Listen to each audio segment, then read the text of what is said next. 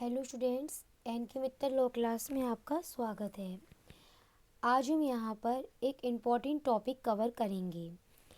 आज हम यहाँ पर केवियट एम्पटर को कवर करेंगे, जो कि अपने आप में ही एक मोस्ट इम्पॉर्टेंट टॉपिक के रूप में जाना जाता है। तो चलिए फिर आज की क्लास हम स्टार्ट करते हैं। केवियट एम्पटर, जो कि सेल ऑफ गुड्स एक्ट के सेक्शन 16 में बताया गया है। सबसे पहले तो एक इस वाले पॉइंट को याद रखना है कि कौन से सेक्शन के तहत आता है। ये section 16 sale of goods act के तहत आता है। केवियट एम्पटर जो है वो एक लीगल मैगजीम पर बेस है। क्या लीगल मैगजीम है? Let the buyer beware. इसका मतलब बहुत सिंपल है कि जब भी बायर कोई सामान खरीदने के लिए बाज़ार जाता है तो यह ड्यूटी बायर की बनती है कि वह जो भी सामान खरीद कर ला रहा है वह सामान सही होना चाहिए।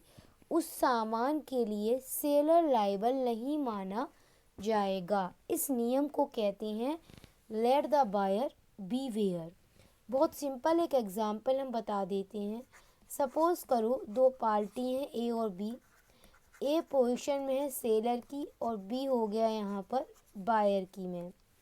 अब जब ए है ना वो एक कार बेच रहा है और बी कार खरीदने के लिए गया है। बी को साफ पता चल रहा है कि वह कार अच्छे मॉडल की नहीं है, या जो पर्पस बी का है वह फुलफिल नहीं हो रहा है, या कार के जो मशीनरी है कार की वो इतना अच्छा वर्क नहीं कर रही है।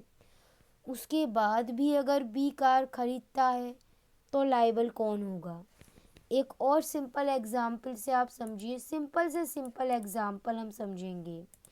क्यों? क्योंकि यह portion sale of goods act के तहत आता है, इसलिए बहुत सिंपल है। अगर ए और बी दो पार्टी हैं, ए को हमने रख लिया सेलर में, बी हो गया बायर की पोजीशन में।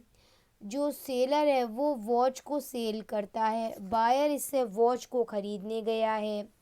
यह देखता है कि जो वॉच है वो टूटी हुई है, ब्रेकेबल है, उसके बाद भी खरीद रहा है। ड्यूटी किसकी हो रही है? बायर की बनेगी ड्यूटी, सेलर की ड्यूटी नहीं बनेगी।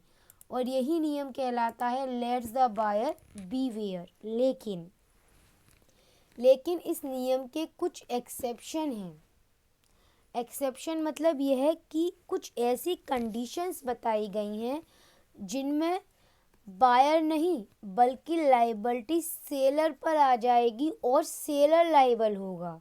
सेलर कौन? जो कि उस गुड्स को बेच रहा है, तब वह यहाँ पर लाइबल माना जाएगा। वो कंडीशंस कौन सी हैं, वो एक्सेप्शन कौन से हैं, वो समझ लो। जैसे कि सबसे पहला इसमें पॉइंट आता है, अगर जो बायर है वह जिस गुड्स को खरीदने के लिए गया है उसने उस गुड्स से रिलेटेड जो उसका पर्पस है वह पर्पस उसने पहले ही सेलर को क्लेरिफाई कर दिया है। जो बायर है वह सेलर के स्किल और जजमेंट पर पूरा भरोसा रखता है और वह यह जानता है बायर कि वह सेलर उसी गुड्स से रिलेटेड बिजनेस में है। अगर यह पॉइंट्स एराइज हो गए तो अब लाइबिलिटी यहाँ पर बायर की नहीं बल्कि सेलर की बनेगी। और इस कंडीशन में यह जो रूलिंग है let the buyer beware, caveat emptor की रूलिंग, वह अप्लाई नहीं करेगी। आप फॉर एग्जांपल समझ लीजिए, अगर जो सेलर है यहाँ पर वह सेलर है चेयर्स का, उसके यहाँ पर कुर्सियाँ बनती हैं, वह चेयर बनाता है। जो यहाँ पर बायर है उसने उस सेलर को अपना पार्टिकुलर पर्पस बता दिया कि उसने इस फर्नीचर का चेयर बनवानी है। वह कहीं ना कहीं उस सेलर पर पूरा विश्वास करता है क्योंकि यही सेलर का वह बिजनेस था, चेयर बनाने का। और यहाँ पर सेलर ही अच्छी तरह जानता था कि कौन सा फर्नीचर, कौन से तरह की वुड्स यहाँ पर काम में आएंगी। तो अब यहाँ पर केवियट एम्पटर अप्लाई नहीं होगा, यहाँ पर लाइबिलिटी सेलर की बनेगी। लेकिन इसमें एक प्रोविज़ो दे रखा है, अगर यहाँ पर बायर खुद सेलर को कोई एक पार्टिकुलर ट्रेड नेम बता देता है, वो उसे कहता है कि उसे फला कंपनी का ही प्रोडक्ट चाहिए, ट्रेड नेम बता दिया, तो यहाँ पर अब फिर सेलर लायबल नहीं होगा। क्लियर है? अगली एक्सेप्शन पे चलते हैं, अगली कंडीशन पे, मर्चेंटेबल क्वालिटी। पहली बात तो ये कि मर्चेंटेबल क्वालिटी डिफाइन नहीं है, और दूसरी बात यह है कि जब भी गुड्स बेचा जाता है तो यहाँ पर उस गुड्स को मर्चेंटेबल क्वालिटी का होना ही चाहिए, ये माना जाता है। जनरल स्पीकिंग, केविएट एम्पटर की जो रूलिंग है वो बायर को लायबल करती है, लेकिन एक्सेप्शन सेलर को लायबल करते हैं। अब समझ लो जनरल स्पीकिंग मर्चेंटेबल लायबिलिटी का क्या मीनिंग है। जो भी गुड्स खरीदा जा रहा है वह गुड्स ऐसा होना चाहिए, इस कंडीशन में होना चाहिए कि अगर उसको खरीदने का पर्पस बायर का रीसेल करने का है तो वह इस कंडीशन में होना चाहिए कि उसको दोबारा से रीसेल करा जा सके। अगर बायर वहाँ उस गुड्स को खुद के प्रयोग करने के लिए खरीद रहा है तो इस कंडीशन में होना चाहिए कि वह उसे खुद यूज़ कर सके, खुद प्रयोग कर सके। तो हम इसे कहेंगे उस गुड्स का मर्चेंटेबल क्वालिटी में होना, और इसकी लायबिलिटी बनती है सेलर की, और तब यहाँ पर केविएट एम्पटर अप्लाई नहीं होता है। Next condition, next exception.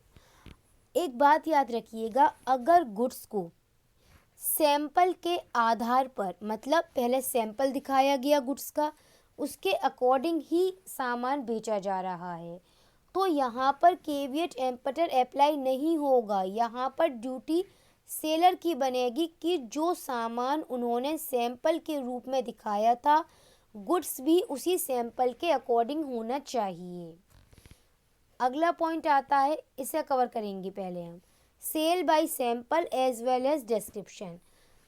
पहले पॉइंट में मैंने कहा था कि जो सैंपल दिखाया गया है उसी के अकॉर्डिंग गुड्स होना चाहिए।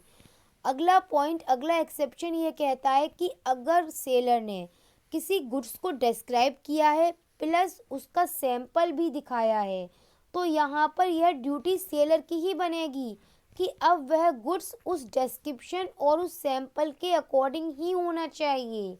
यहाँ पर लायबिलिटी सेलर की ही बनेगी, यहाँ पर केविएट एम्पटर अप्लाई नहीं करेगा। अगला एक्सेप्शन, अगर गुड्स किसी बिजनेस कस्टम के तहत बेचे जाते हैं, किसी व्यापारिक प्रथा के तहत बेचे जाते हैं, तो उससे जुड़ी हुई सारी टर्म्स एंड कंडीशन उस सेल के टाइम पर बायर को बताना ज़रूरी होता है।